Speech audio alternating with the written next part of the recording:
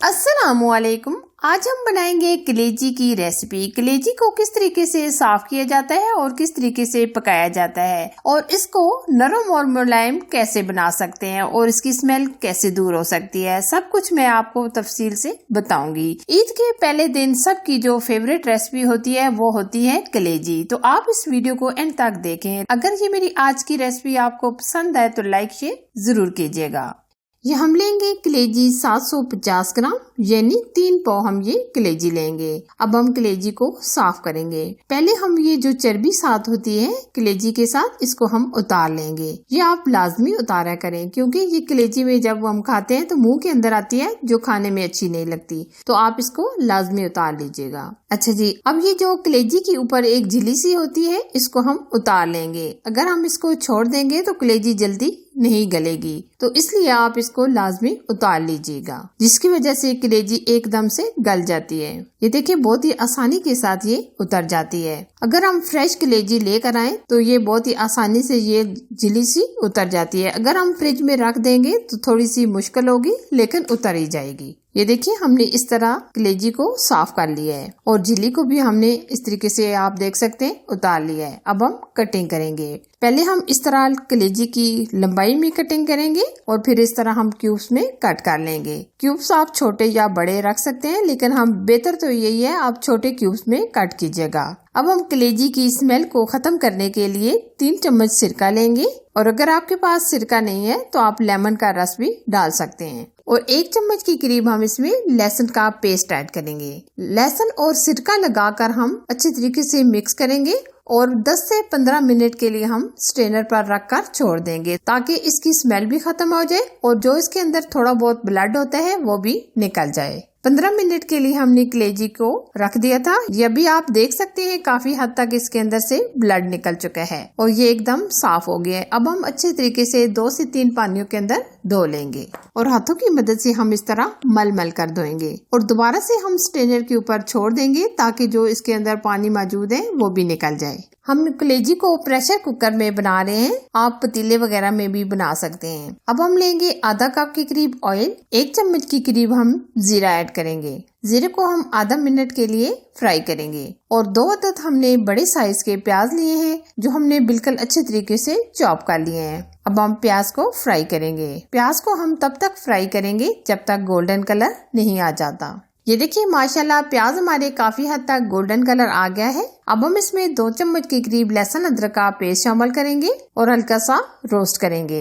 4 अदद हमने टमाटर लिए हैं जो हमने अच्छे तरीके से ग्राइंड कर लिए हैं। आप टमाटर कटिंग करके भी डाल सकते हैं, लेकिन जो कलेजी बनाई जाती है इसमें अगर आप टमाटरों का पेस्ट डालें तो ज्यादा बेहतर रहेगा। यह भी आप देख सकते हैं टमाटरों का पानी काफी हद तक ड्राई हो चुका है। अब हम इसमें डाल देंगे स्पाइसेस। 2 चम्मच के करीब हम इसमें धनिया पाउडर ऐड करेंगे, आधा चम्मच हल्दी पाउडर, 1 चम्मच हम भर के सुर्ख लाल मिर्च का पाउडर ऐड करेंगे, आधा चम्मच कश्मीरी लाल मिर्च। अभी हम इसमें नमक यूज नहीं करेंगे। अच्छे तरीके से अब हम मसाले की बुनाई कर लेंगे। मसाले की हमने तकरीबन 1 आध मिनट बुनाई कर ली है। अब हम इसमें डाल देंगे दही। दही हम तकरीबन लेंगे आधा कप के करीब। इससे ग्रेवी हमारी बहुत ही दानेदार बनेगी, तो इसलिए हम आधा कप दही शामिल करेंगे। दही हम जल्दी जल्दी मिक्स करेंगे ताकि हमारा दही फटे ना। अब हम मजीद 3 से 4 मिनट बुनाई करेंगे ताकि दही के अंदर जो थोड़ा बहुत पानी होता है वो अच्छे तरीके से ड्राई हो जाए। ईद के दिन सबका दिल करता है कि कलेजी बनाई जाए, तो हमारे घर में सबसे पहले कलेजी ही